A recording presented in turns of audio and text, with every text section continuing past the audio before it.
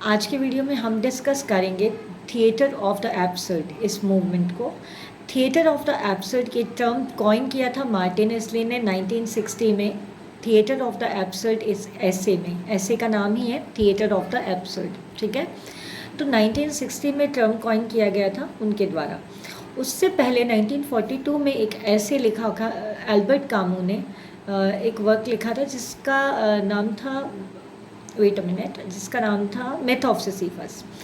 तो 1942 का ये जो वर्क है मिथ ऑफ सिसिफस, इसमें ये बताया था कि एक पनिशमेंट मिलती है पर्सन को कि एक माउंटेन पर उसे एक पत्थर को लेकर जाना होता है, और जब तक वो पत्थर उस माउंटेन की नोक पर रुक न जाए तब तक उसे ये काम करना है।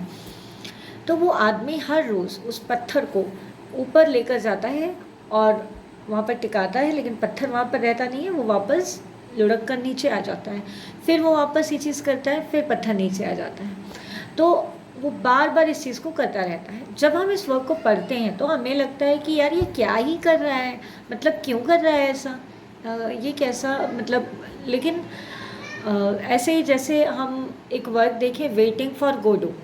वेटिंग फॉर गोडो को अगर हम देखें, जो सैमुअल बेकेट का वर्क है, तो देखिए 1942 का मिथ ऑफ सिसिफस है एल्बर्ट कामू का, और 1952 का ये वेटिंग फॉर गोडो है सैमुअल बेकेट का। तो आप 42, 52, 10 ईयर्स आफ्टर ऐसे रिलेट कर सकते हैं।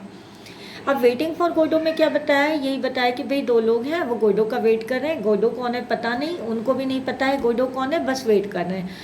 क्यों कर रहे हैं उनको भी नहीं पता है, कब आएगा कुछ नहीं पता है ना। तो देखिए वहाँ पर, और ऐसे बहुत सारे वर्क्स हैं जो मैं आपको भी बताऊंगी, लेकिन मैं आपको भी ये बताना चाह रही हूँ कि मीनिंगलेसनेस किस तरह से दिखाई गई है।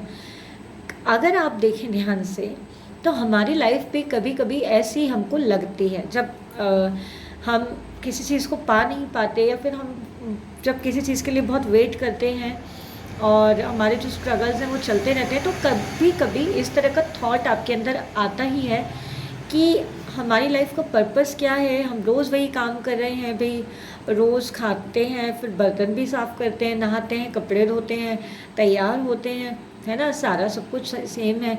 क्या पर्पस है लाइफ का। कभी कभी ऐसा भी लगता है कि सब कुछ मीनिंगलेस है, क्यों है ना। तो इसी चीज़ को शो करता है थिएटर ऑफ द एब्सर्ड, ठीक है।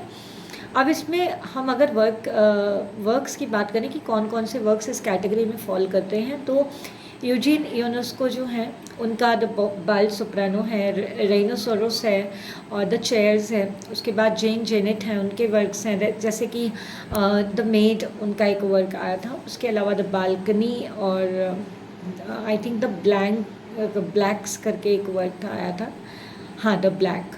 तो ये सारे उस कैटेगरी में जाएंगे। उसके बाद अगर बात करें waiting for Godot, Endgame था एक, और क्रैप्स लास्ट स्टेप, ये सारे सैमुअल बेकेट के वर्क्स हैं। उसके बाद जैसे हैरोल्ड पिंटर को भी इसी कैटेगरी में उनके भी वर्क्स आते हैं, जैसे द बर्थडे पार्टी जो कॉमेडी ऑफ मेनेस भी है इसमें, और ये एब्सर्डिटी को भी शो करता है। The care taker, the home coming. उसके बाद आर्थर एडमॉय के वर्क्स हैं, जैसे कि पिंग पोंग वगैरह। तो आप इसको इतना भी अगर आप अच्छे से पढ़ लेते हैं तो बहुत आपके लिए सफिशिएंट रहेगा। इसमें इस तरीके के क्वेश्चन आते हैं कि भाई किसने कॉइन किया था टर्म, तो मार्टिन एस्ले ने कॉइन किया था। मिथ ऑफ सिसिफस एब्सर्डिटी से रिलेटेड है, इस तरह के क्वेश्चन आते हैं। राइनोसोरस जो है वर्क, वो एक बार आया है टाइटुलर बेस पे, ये यूजीन योनेस्को का वर्क है। तो जो वर्क्स मैंने आपको बताए, अगर आप इनको अच्छे से पढ़ लीजिएगा, या जिन भी नोट्स से आप पढ़ रहे हैं, आई गेस उनमें सब में ये चीज़ दी रहती है। हम कोई भी बुक उठाते हैं अगर लिटरेचर की, तो और नेट के लिए पढ़ रहे हैं, तो ये सारी चीज़ें ऑलरेडी वहाँ पर अवेलेबल रहती हैं। तो आप इसको अच्छे से रिवाइज़ करिएगा, बस पॉइंटर्स के फॉर्म में लिख लीजिए ताकि आप बार बार उसी चीज़ को पढ़ें, क्योंकि बहुत सारी अननेसेसरी चीज़ें भी पढ़ने में आ जाती हैं, जैसे टाइम बहुत ज़्यादा कंज्यूम होता है। आप चाहें तो वीडियो देखकर नोट भी कर सकते हैं, और अगर आप पढ़ चुके हैं तो ये वीडियो बस एक रिवीजन के तौर पर देख सकते हैं काम करते करते। सो जैसा आपको ठीक लगे, है ना। अगर वीडियो अच्छा लगा है तो प्लीज़ लाइक करिएगा और चैनल को सब्सक्राइब करिएगा। ये मेरा फर्स्ट वीडियो है, मतलब इससे पहले मैंने कभी भी खुद से आकर वीडियो नहीं बनाया है। हाँ, पीछे से बैक कैमरे से मैं शूट करती थी कंटेंट ही, और धीरे धीरे मैं कोशिश करूँगी कि कैमरा के सामने आऊँ और वीडियोस रिकॉर्ड करूँ। तो अगर आपके लिए हेल्पफुल है तो प्लीज़ मुझे ज़रूर बताइएगा कमेंट सेक्शन में, क्योंकि आप लोग मेरे लिए बहुत इम्पॉर्टेंट हैं जो भी इसे देख रहे हैं। और अगर आपने वीडियो को यहाँ तक देखा है तो thank you so much. Wish you all the very best. Thank you.